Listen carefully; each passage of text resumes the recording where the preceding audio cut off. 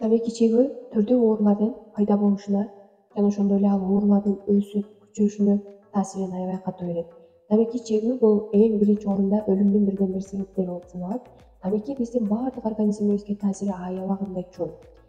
Биринчиден жүрөктүн начар иштеши, экинчиден боордун иштеши начар, ашказан, тамак сиңирүү органдары, тиштерди өлтүрөт, алсыратат, кожага да таасир берет, кырыштарын өйөт, картайтат адамды жана ошого толтура зыяндуу жактары бар. Зыян экенин билип туруп, бирок адамдар ошону токтото албай өмүр бою чегип, өмүр бою чеккенде дагы саат сайын эмес, ар бир 5-10 мүнөт сайын чекмени жеп тура алышпайт. Анда эмесе мен сиздерге тамеки тууралуу кызыктуу маалыматтар менен бөлүшөмүн. Видеону аягына чейин көрүңүз, кызыктын баары алдыда.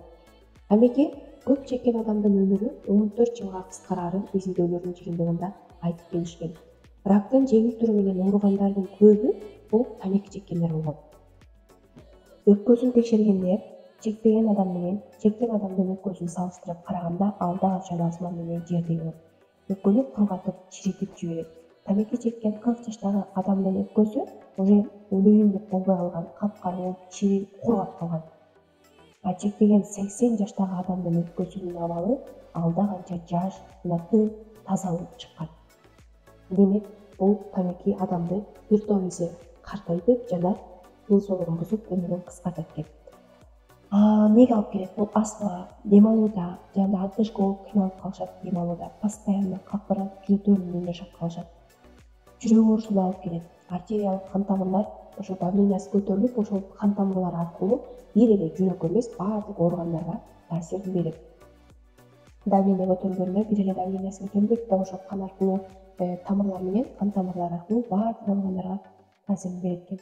Бир эле кээ бир адамдар ойлошот, ал чеккенде адам өзүн жеңил сезип калат, же болбосо ошенткен сайын бирок жүрөктө заркыратып, баттап, кармап турат деп. Мындай адамдардынчы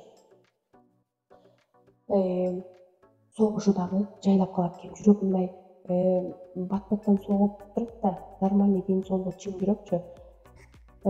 Анда эле могу организм 40% тамекиден көз каранды экен, 30% туура тамактануудан, калган пайызы генетикадан болот экен.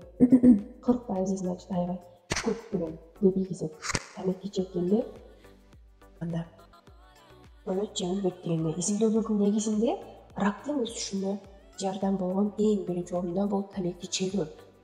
Адам чекпей калса нерв, стресс болуп турушат. Тез никотин болгондуктан уже көз каранды кылып организм требовать этип баштайт. Каждый саат сайын кээ бири 5-10 мүнөт чекмени жеп тура албайт. Ошондо бул маркетингдер дагы тамеки чыгарууда аябай ойлонушкан. Жакшы ойлонуштуруп чыгарышкан. Анткени күнүнө бир пачкада. Уже бир пачка бир күндө калбай калат. Бир күндө төнүп калат. Бир чеккенде эле дозасы бат эле кетип калат дагы, калып кайра чеккиси келе берет. Никотин бар да мунун кошулмасында. Наркомандардей болуп калат, мындайча айтканда.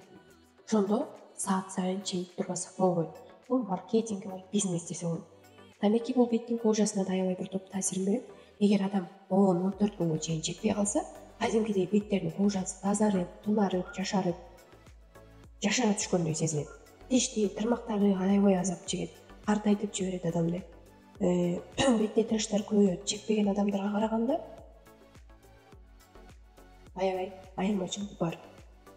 Андыктан ойлонуңуз.